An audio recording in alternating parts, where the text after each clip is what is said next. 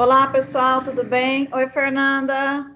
Oi, Obrigada pela companhia de sempre. A Fer está sempre aqui comigo. eu que Estamos agradeço. aqui, imagina, para mais um ATP. Eu já vou iniciar falando das habilidades, porque é uma continuação do ATP passado, tá? Então, para a gente não perder o rumo da conversa, que nós paramos ali por conta do tempo, né? Eu já deixei ali para vocês que esse encontro seria sobre um exemplo de atividade, falando das 3 habilidades, então eu já vou direto ao assunto e a gente conversa um pouquinho lá no final, que tem uma surpresinha, tá?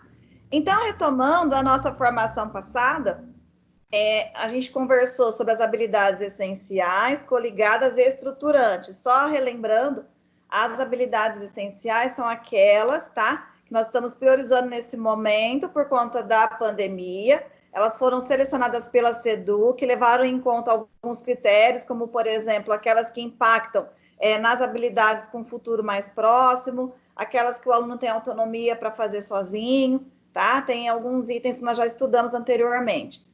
As habilidades coligadas são aquelas que provêm do mapa cognitivo de uma determinada situação de aprendizagem, tá? Dentro ali do bimestre. E as estruturantes, que a gente sempre é acostumado a trabalhar ali com aquele mapa, né? Do SARESP, elas trabalham de acordo com um ciclo, tá? No final de cada ciclo, tá bem? Então, Fer, pode ir para o próximo, por favor. Vamos verificar na prática como que a gente consegue enxergar o desenvolvimento dessas habilidades em conjunto, tá? Porque elas não trabalham assim de maneira isolada, elas se complementam. Então, eu deixei aqui um exemplo para vocês, é uma habilidade essencial do segundo bimestre. Essa tela é um print lá da página do Centro de Mídias, onde a gente entra lá na grade de programação, tem lá, habilidades essenciais do segundo bimestre. Nono ano, deixei a setinha ali, ó. EF09, LP04B. Relembrando que todas as habilidades são importantes, independente do número que ela é, 01, 010, 020, tá? E por que surgiu essa letrinha A ou B? É porque na BNCC era uma habilidade única, mais complexa. Então, quando ela veio para o currículo paulista, teve essa necessidade de dividir para que seja trabalhado da melhor maneira. Então, entra aí a letrinha A e depois a letrinha B. Mas se a gente juntar o A com o B, dá ali a habilidade que está na BNCC de forma íntegra, tá bem? É só para que o professor consiga trabalhar melhor essa habilidade dividida dentro da situação de aprendizagem. Então, como exemplo, essa habilidade aí, que aparece como essencial. E aonde ela está? Estou aqui com o caderninho, ó. Esse caderninho aqui é do segundo bimestre, nono ano. Tenho certeza que vocês viram já a cara dele. E ele está na situação de aprendizagem, deixa eu já falar, na página 18, tá? O que acontece? Eu deixei, aqui não está todo o mapa não, só está o print. Ele, aqui dentro dessa situação, essa habilidade essencial, ela se torna uma habilidade coligada, tá vendo? Olha aqui no que ela contribui para essa situação de aprendizagem, tá? Pode mais um, Fer, por favor? Aqui está o mapa completo, tá? Que está na página 18. Olha essa habilidade aqui. Quando a gente trabalha ela, a gente consegue aí, tá? Não trabalhar ela sozinha, é que ela puxa as demais e eu trabalhando com ela, eu contribuo para essa situação de aprendizagem. E olha só que bacana. Dentro desse mapa cognitivo, ele está colorido, porque dentro de cada situação, a gente sempre engloba as 4 práticas, tá? Dentro aí do currículo paulista de língua portuguesa. Volta só um pouquinho, por gentileza. Olha ali, essa habilidade, que bacana, ó. Escrever textos de acordo com a norma padrão gramatical que respeitem as estruturas sintáticas complexas no nível de oração e do período, tá? Então, a gente está falando de uma habilidade de produção que ela colabora com a produção textual, tá?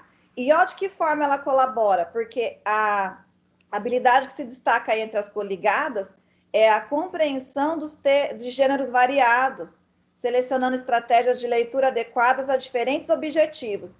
E ali, ó, ela começa com o verbo escrever, tá? e a habilidade que está ali coligada, que ela entra como se fosse, como que eu posso falar uma palavra para vocês assim bacana? Não é que ela é a melhor, mas é o produto final daquela situação de aprendizagem, ela entra com uma compreensão.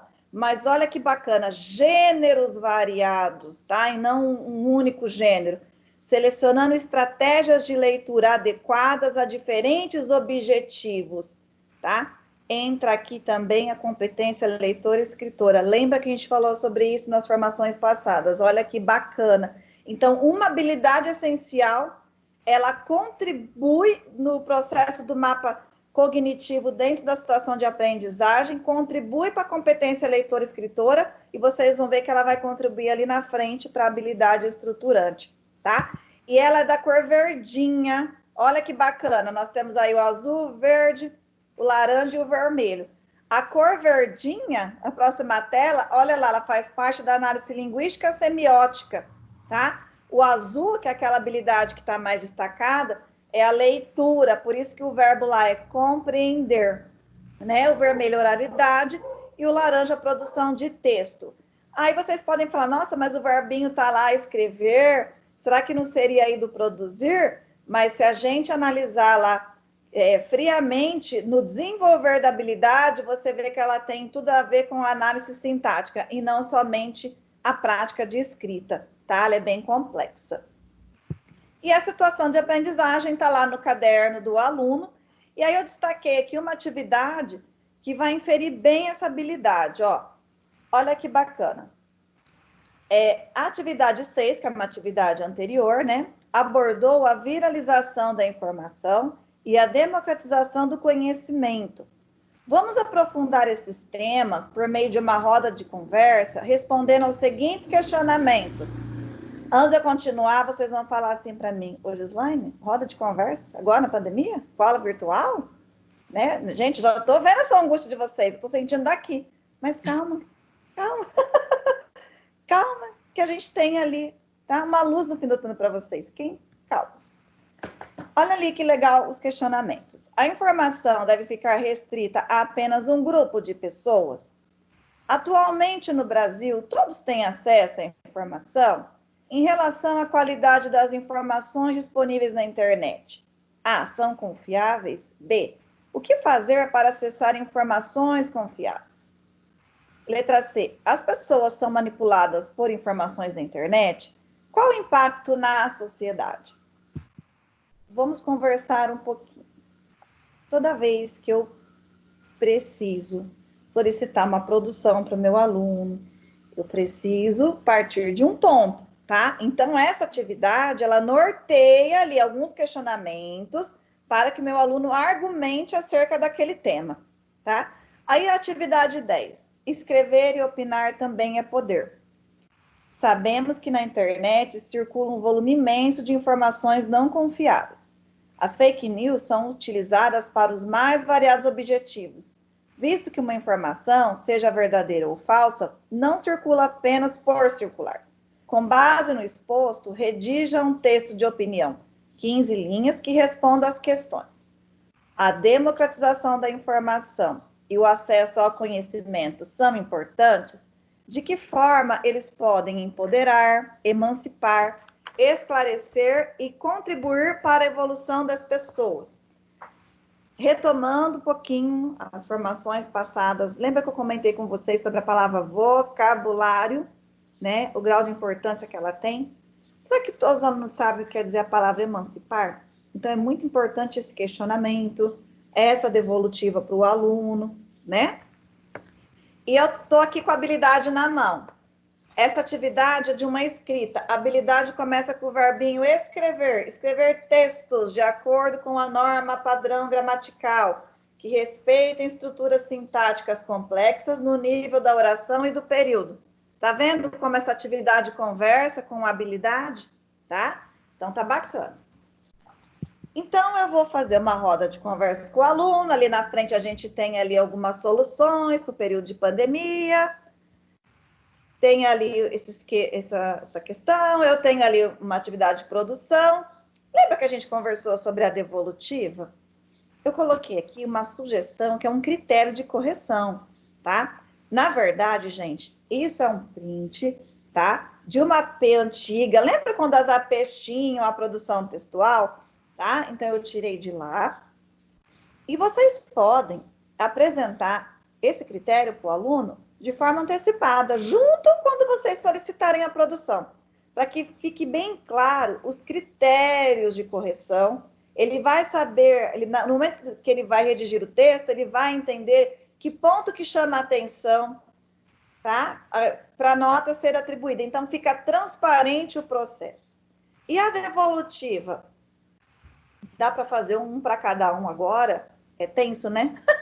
Mas a gente pode o quê? Passar essa devolutiva depois, no particular. Claro que isso demanda um tempo, não é do dia para a noite, tá? A gente pode pedir um tempo para os alunos, olha, tal dia eu passo a devolutiva.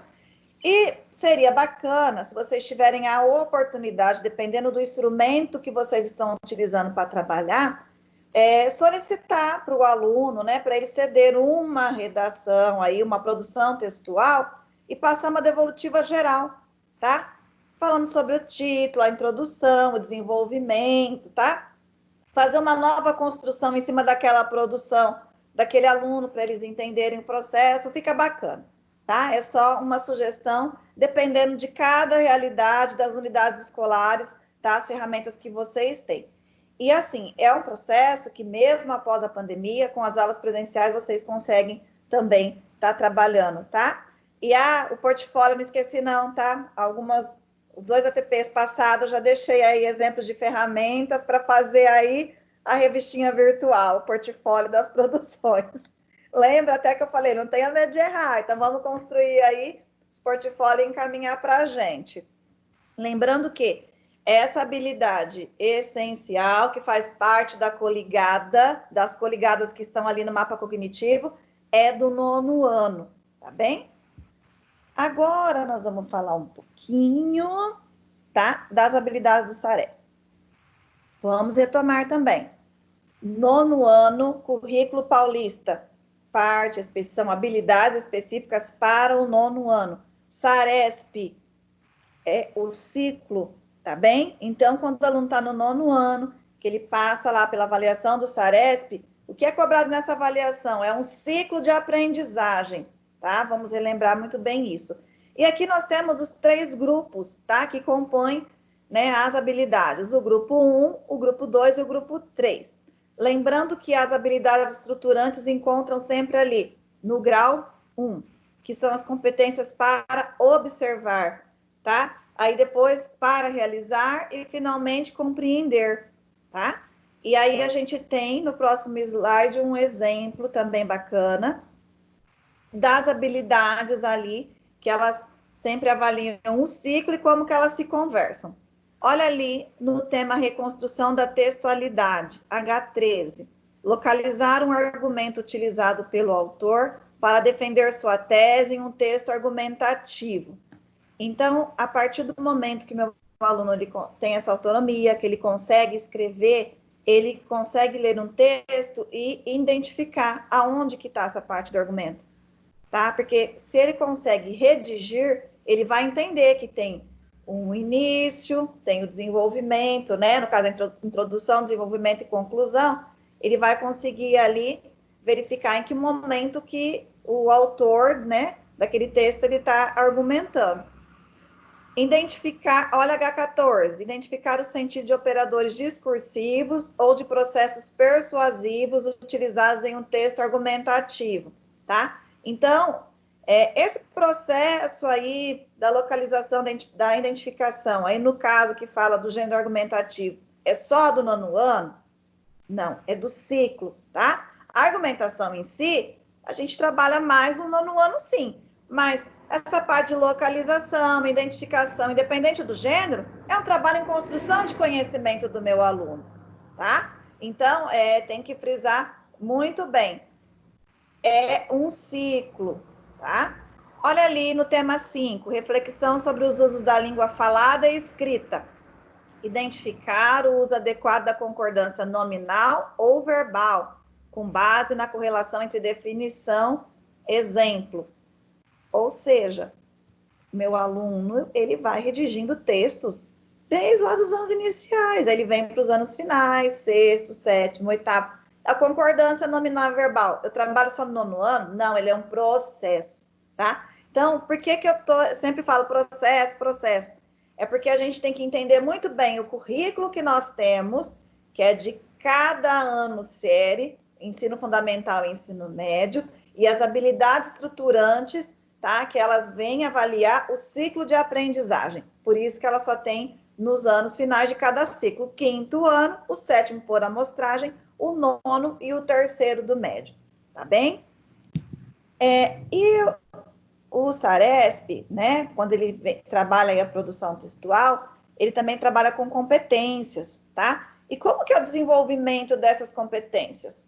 A competência 1, que é o tema, tá? Eu não vou ler todos os PPTs, porque senão fica até maçante, mas tá aí. A gente trabalha o tema e o gênero, tá? Então, por quê? Porque eles sempre dão os textos motivadores e pedem a escrita. Então, eu tenho lá o tema, gênero, coerência e coesão na competência 3. Competência 4, o registro. Olha que bacana, registro, aplicar as convenções e normas do sistema da escrita. E a competência 5, que é a proposição, que é elaborar uma proposta de intervenção, eu deixei ali para vocês bem destacado. É somente para avaliação do ciclo do ensino médio, tá? Então, é uma competência que será cobrada somente lá no terceiro ano, ok? Então, até o nono ano, o ciclo do nono ano é até a competência 4. E dentro dessa competência, né, sobre as convenções e normas do sistema da escrita, deixei um exemplo para vocês aí dos níveis, tá? O insuficiente, o razoável, o bom e o muito bom. O que é o muito bom? Aquele aluno nosso excelente, que demonstra no registro do texto bom domínio das regras normativas do sistema de representação da escrita, aquele texto impecável que não tem erro nenhum. E o bom?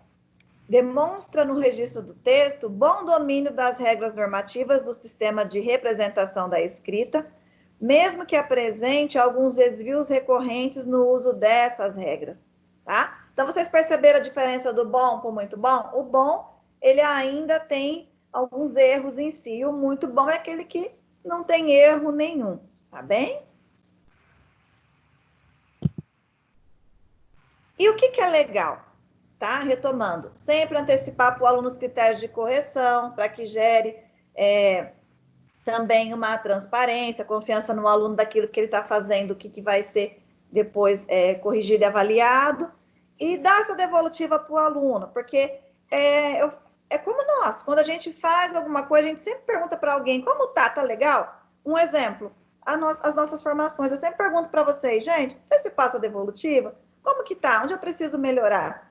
Porque assim, se vocês não passarem a devolutiva, eu não consigo avaliar aqui o meu processo. Se todo mundo falar tá ótimo, não quiser dar opinião, eu vou entender que tá tudo bem. A hora que alguém chamar a atenção e falar, Gislaine, não precisa melhorar isso, eu vou falar, nossa, realmente. Eu vou dar um exemplo bem bacana. Teve uma professora, um professor, porque eu não tive acesso ao nome, colocou assim, por favor, coloca as letras maiores para ficar mais fácil para a gente identificar. Bacana, porque às vezes para mim aqui aparece legal. Então agora, viu, Fer? Para as próximas aí, eu já sei que eu tenho que deixar mais slides, tá? Com poucas palavras e letras maiores, porque eu preciso atender esse público que está com uma dificuldade de enxergar melhor. Então isso é bacana porque a gente consegue compreender, né, esse processo. E o aluno, ele é a mesma coisa. Como que a gente quer que ele progrida se a gente não mostra para ele ali aonde que eu posso melhorar, tá? Então, isso é bacana. Dá trabalho, mas é algo que, sim, dá resultado. Esse slide eu peguei da formação passada, porque agora, como nós temos um exemplo, ó, a conclusão, as habilidades essenciais contribuem para as coligadas que fazem parte do mapa cognitivo nas situações de aprendizagem, que vão influenciar lá nas habilidades estruturantes no final do ciclo. Então, vocês perceberam que trabalhar aquela habilidade essencial foi primordial para que trabalhasse aquela situação de aprendizagem dentro daquele mapa cognitivo e ela vai impactar lá nas habilidades que serão cobradas, que são as estruturantes? Aí a gente consegue ter uma visão do porquê que ela é essencial, né? E agora, sugestões. Não ia deixar vocês na mão. Eu sei que às vezes vocês procuram trabalhar outros temas, né, com os alunos, outras produções.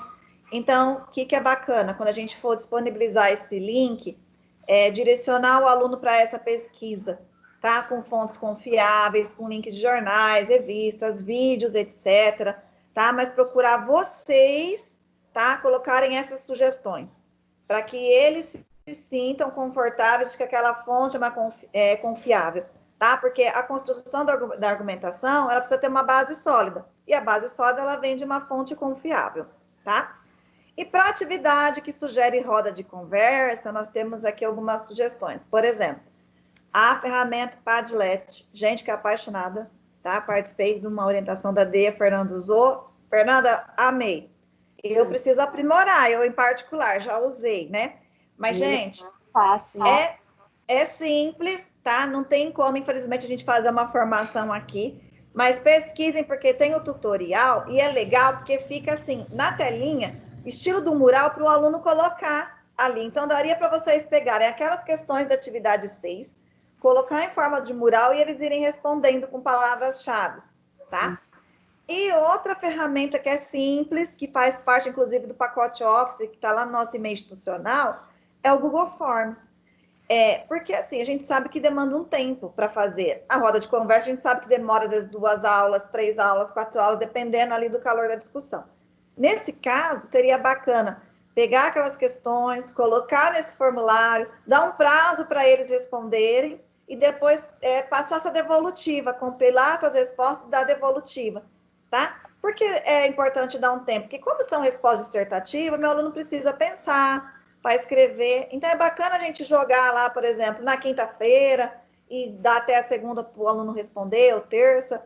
Algum exemplo nesse sentido, porque é uma ferramenta que fica o registro ali, tá? Da opinião dele, e eu consigo compilar esses dados e dar a devolutiva para a turma inteira, tá bem?